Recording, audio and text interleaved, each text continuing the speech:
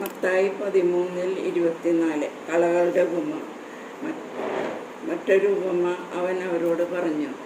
ഒരുവൻ വയലിൽ നല്ല വിത്ത് വിതയ്ക്കുന്നതിനോട് സ്വർഗരാജ്യത്തെ ഉപമിക്കാം.